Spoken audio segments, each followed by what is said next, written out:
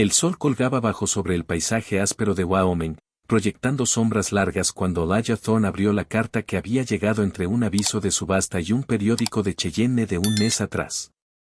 La giró en sus manos ásperas. El papel era delgado, del más barato, y la letra pulcra y cuidadosa, como de alguien que temía ocupar demasiado espacio. Señor Elijah Thorne, Soledad, territorio de Wyoming. Esperó hasta que los platos de la cena estuvieron lavados y el fuego ardía estable antes de abrirla. Afuera el viento aullaba por las laderas del Aramie, un sonido solitario para un hombre solitario. Habían pasado 2 años desde que enterró a Marta y el silencio se había convertido en su único compañero. Un silencio tan profundo que pesaba sobre el corazón. Esa fue la noche en que escribió el anuncio. Una petición de novia por correo, escrita con palabras simples. Homestead, 35 años, busca esposa. Debe tener buena salud y estar dispuesta a trabajar. Tengo 160 acres, casa sólida y sin deudas. Ofrezco nombre honesto y protección. Había dejado fuera la verdad real, el dolor en el pecho que nunca se aliviaba, el sonido de una casa vacía que sentía como castigo. Ahora leía la respuesta que había llegado. Señor Thorne. He visto su anuncio. Tengo 24 años, soy huérfana y he trabajado por jornal desde niña. Estoy en buena salud. Sé cocinar, limpiar, remendar y cuidar un jardín. No me gusta la charla ociosa. Solo pido un lugar donde vivir a cambio de mi trabajo. Si esto es aceptable, tomaré la próxima diligencia hacia el oeste. Atentamente, Clara M. Brooks. Ellie la leyó 3 veces. Sin calidez, sin entusiasmo juvenil, sin preguntas sobre su casa o su corazón. Era un contrato, una petición callada de seguridad disfrazada de oferta de trabajo. La frase "no me gusta la charla ociosa" se quedó con él. Había conocido mujeres que llenaban habitaciones con risas. Marta había sido así. Pero esta Clara M. Brooks sonaba como una sombra. Y sin embargo, algo en su honestidad lo tocó profundo. Era la carta de una sobreviviente. Dobló el papel delgado y lo guardó en el bolsillo de la camisa. La decisión estaba tomada. Una mujer que pedía solo un lugar donde existir era una mujer que entendía el costo de vivir. Durante las siguientes 2 semanas trabajó como hombre que se prepara para una compañía que apenas se atreve a esperar que llegue. Limpió el viejo cuarto de costura de Marta, fregó los tablones del piso, remendó las grietas alrededor de la ventana. Extendió una de las colchas de estrellas de Marta sobre la pequeña cama de cuerda y se quedó en la puerta, sin saber si parecía más refugio o celda. Su cabaña estaba alta en un prado rodeado de álamos y roca. En verano era hermosa. En invierno era una lucha por sobrevivir. Esperaba que la mujer que venía del este tuviera la clase de fuerza que no se ve desde afuera. El día que llegó la diligencia, Soledad cumplió con su nombre. Un puñado de edificios acurrucados contra el viento. Él ató su caballo al poste y esperó en la acera de madera. La gente lo miraba, susurrando como siempre hacen los pueblos pequeños. Cuando la diligencia se detuvo en una nube de polvo y vapor frío, el estómago de Ellie dio un vuelco. La puerta se abrió y ella bajó. No como novia, sino como prisionera liberada. Vestido gris sencillo de viaje, gastado pero limpio. Rostro pálido, cabello recogido apretado, ojos grises azules, el color del cielo de invierno antes de tormenta. Miraban todo y nada al mismo tiempo. Estaba demasiado recta, hombros bloqueados, manos aferrando una pequeña maleta de alfombra como si pudiera escaparse. ¿Clara M. Brooks?, preguntó el conductor con gruñido. Ellie asintió y dio un paso adelante. Detrás de él venían los susurros. Que Dios tenga misericordia, dijo Agnes Mellor con voz afilada como cuchillo. Parece que la han cabalgado duro y la han guardado mojada. Otra voz murmuró algo sobre una de esas palomas sucias. Ellie los ignoró. Se detuvo a distancia respetuosa. Señorita Brooks. Ella se estremeció. El más pequeño movimiento de miedo antes de que sus ojos encontraran los de él. Señor Thorne, dijo. Su voz era baja, suave, pero sin emoción. Bienvenida a Soledad. Dijo él con gentileza. Déjeme llevar eso por usted. Sus dedos se apretaron en el asa antes de soltarla. Cuando su mano rozó la de ella, retrocedió como si quemara. Él no dijo nada. Solo cargó la maleta en el carro y la ayudó a subir. El viaje a casa fue silencioso. Las ruedas del carro crujían. El viento silbaba entre los pinos. Una vez él intentó hablar, señalando una cresta. Esa es la cresta de Mellor. La nieve llega a 20 pies en enero. Ella solo asintió, ojos fijos en las orejas del caballo. Cuando llegaron al rancho, la llevó adentro. El calor de la estufa los golpeó a ambos y vio que sus hombros bajaban apenas. Su cuarto está por aquí, dijo. Ella se detuvo en la puerta. Mirando la cama sencilla, el espejo pequeño, la colcha de estrellas. Por primera vez vio algo brillar en sus ojos. No felicidad, sino incredulidad. Es suficiente, susurró. Él asintió. La cocina está por allá. Traeré su maleta. Esa noche comieron estofado en silencio. Cuando los platos estuvieron limpios, ella habló. Señor, empezó. Eli, corrigió él suavemente. Si le parece bien, lo llamaré señor, dijo ella. Su voz no vaciló. No entraré a su cuarto, y le pido que no entre al mío. Me levantaré temprano, cocinaré, limpiaré y trabajaré hasta que las tareas estén hechas.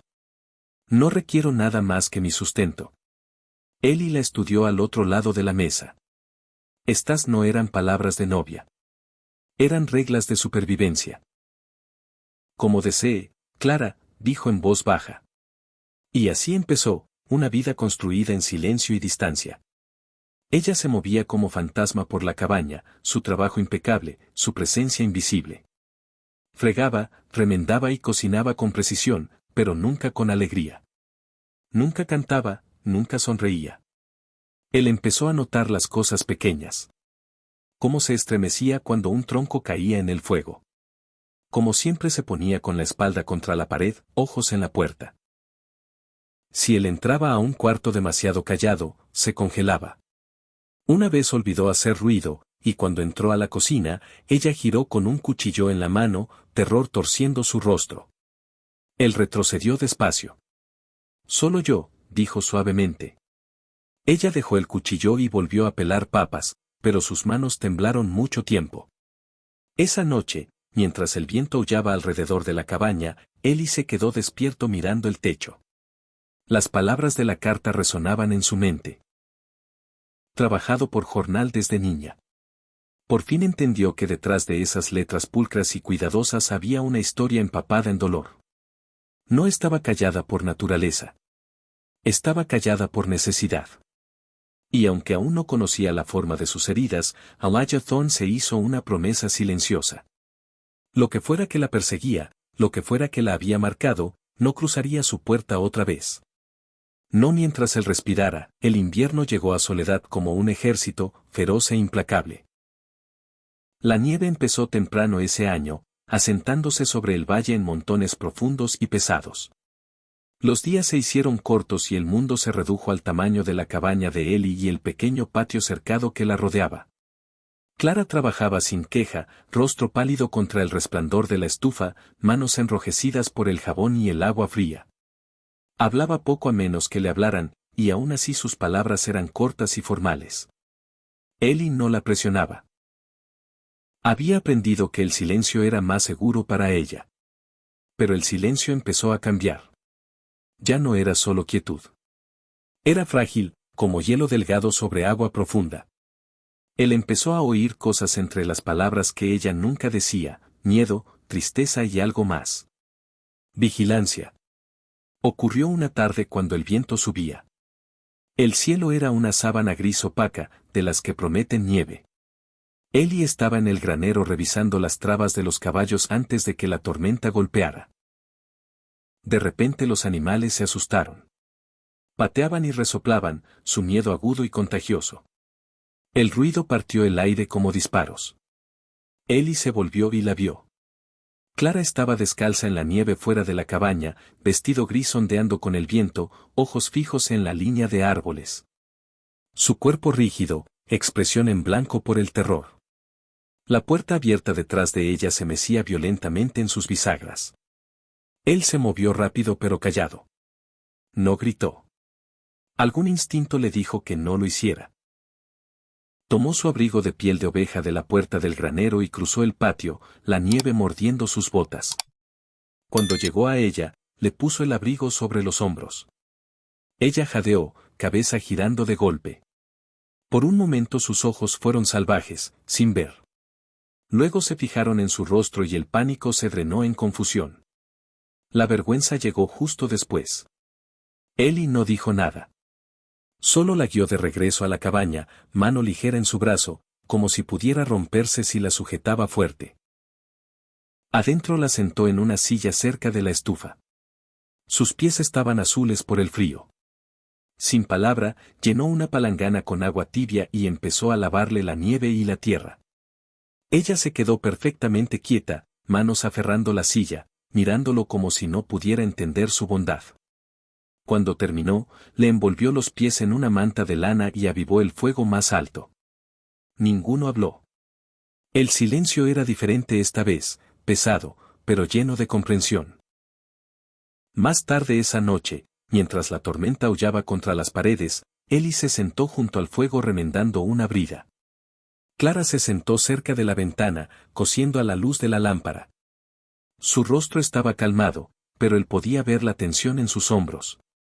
Pensó otra vez en su carta. No me gusta la charla ociosa. Por fin entendió la verdad de esas palabras. No estaba callada por naturaleza. Estaba callada por necesidad. Unos días después la encontró afuera tendiendo la ropa en el viento mordiente. Se movía con su precisión habitual, pero cuando su manga se subió, él se congeló. Sus antebrazos estaban cruzados de cicatrices pálidas, líneas largas e irregulares que hablaban de violencia, no de accidente. Sintió que su garganta se apretaba. La rabia ardió baja y fría en su pecho. Se dio la vuelta antes de que ella pudiera verlo mirando. Mencionarlo sería herirla otra vez. En vez de eso partió leña, cada golpe del hacha una promesa silenciosa de que quienquiera que le hubiera hecho eso nunca volvería a tocarla. Las semanas pasaron. Lentamente algo empezó a cambiar entre ellos. No romance, todavía no, sino una alianza callada. Trabajaban lado a lado, hablando poco, pero moviéndose como si compartieran el mismo aliento.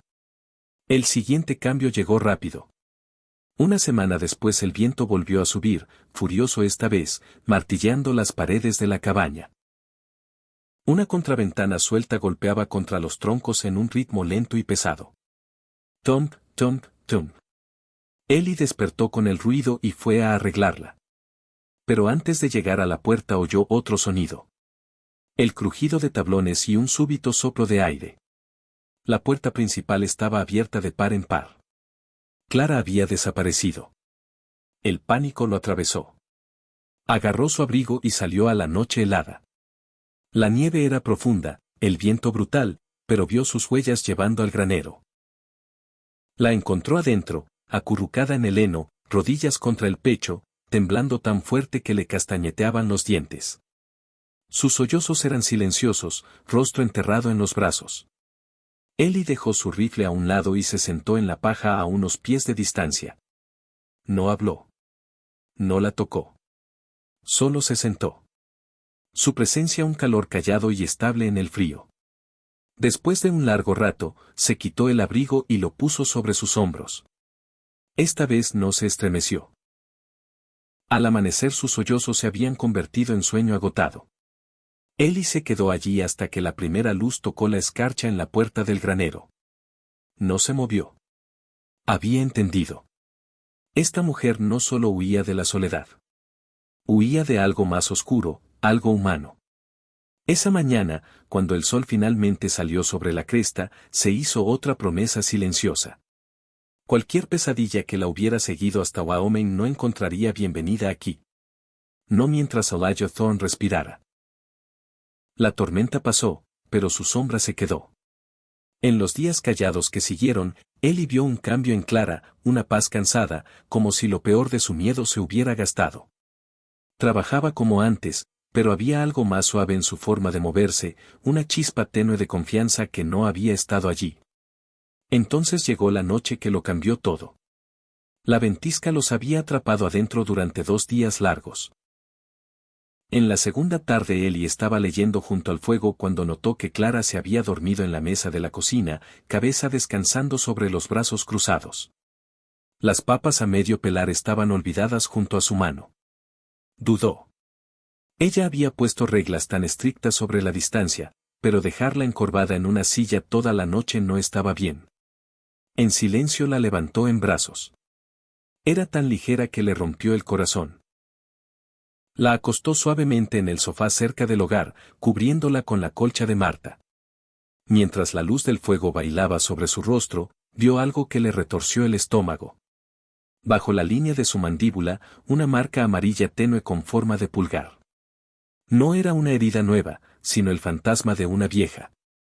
No era accidente. Era marca de crueldad, una reclamación. Se sentó de nuevo en su silla, mirando las llamas, la rabia ardiendo baja y fría en su pecho. No necesitaba preguntar. Ya sabía que alguien la había poseído una vez, o creía que sí.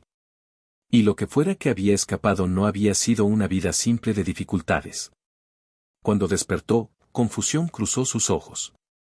Luego vergüenza. Su mano voló a su cuello. Ellie no apartó la mirada. Solo dijo: la nieve está calmando. Haré café. Sin juicio. Sin preguntas. Solo firmeza callada. Eso rompió algo en ella. Durante el desayuno, su voz salió suave pero segura. Mi nombre no es Clara Brooks. Dijo, ojos fijos en el fuego. Es Clara M. Stevenson. Ellie se detuvo, taza a medio camino de sus labios, y esperó. Tuve una familia una vez, una granja en Kansas, continuó. Mi padre fue asesinado cuando hombres vinieron por nuestros caballos.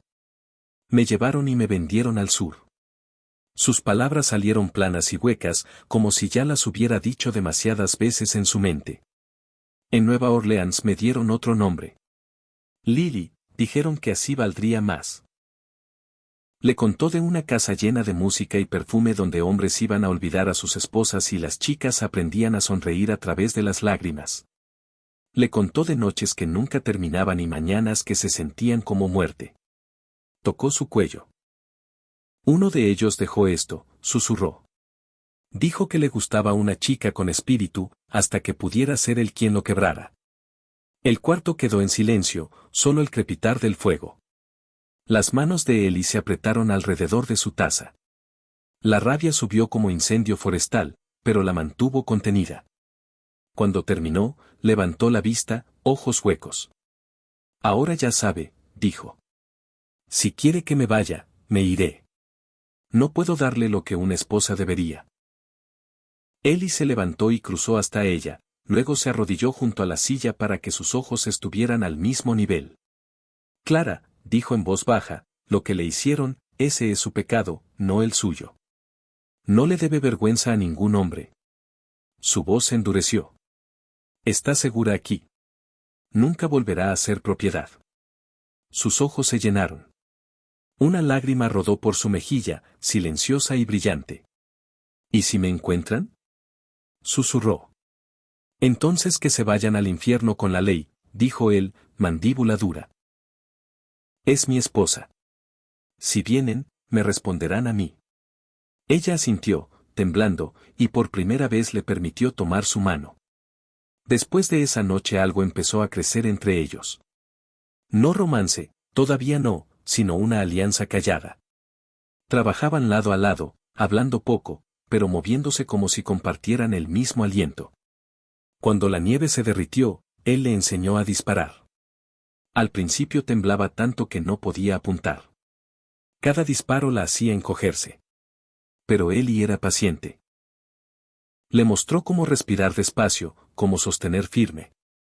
Para cuando llegó la primavera, podía acertar a una lata a 30 yardas. Era más que práctica. Era una recuperación. Cada tiro una pieza de su miedo cayendo. Un día en el pueblo, el chisme empezó. Un extraño había pasado preguntando por una chica fugitiva de Nueva Orleans, una muchacha de casa llamada Lily. La sangre de Ellie se heló. No le dijo nada a Clara. Pero esa noche reforzó la puerta del granero y revisó el rifle 2 veces. 2 días después el sheriff llegó con una carta. Ellie la leyó en el porche, rostro volviéndose de piedra. Era de Martin Bear, el hombre de Nueva Orleans, el hombre que había marcado el cuello de Clara. Decía tener un recibo de venta y exigía que el sheriff devolviera su propiedad. Clara estaba en la puerta, pálida como la nieve. Ellie sostuvo su mirada y dijo simplemente: «Viene». A la mañana siguiente el sheriff volvió con Boair a su lado. El hombre parecía satisfecho, vestido con ropa de ciudad que no pertenecía al polvo de Wyoming. Sonrió como hombre que se encuentra con una sirvienta. «Lily», dijo, «me has causado bastantes problemas. Es hora de volver a casa». Clara se congeló. El sheriff parecía enfermo.